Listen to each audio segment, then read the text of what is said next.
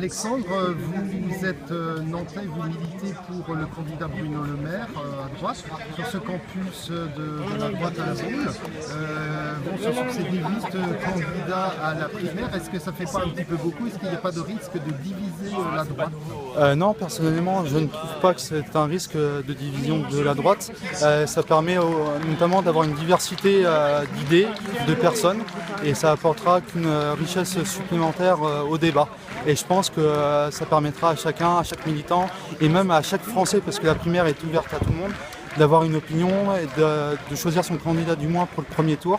D'un Churchill, le réformisme d'un Mendès France, que sais-je, il aurait fallu la politique avec un grand P. Mais nous avons eu Hollande. Disons que nous sommes. Il ne s'agit pas d'élire le futur président du Parti des Républicains. Il s'agit pour vous de choisir celui qui sera capable de réunir plus d'un Français sur deux à l'élection présidentielle.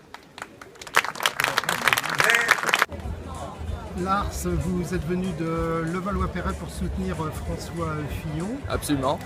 Vous avez 21 ans. Est-ce que l'idée des primaires vous paraît être une bonne solution? Ah, totalement. Je considère que de toute façon la primaire va dans cette dynamique politique vers laquelle justement toute notre démocratie est amenée.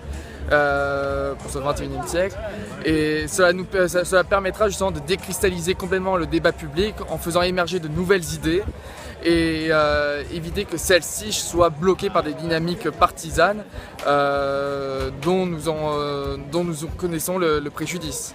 Très bien. Est-ce qu'à la veille du premier tour, les petites phrases, tant soit peu assassines de votre champion à l'égard d'autres candidats ne risquent pas de laisser des traces pour le second tour?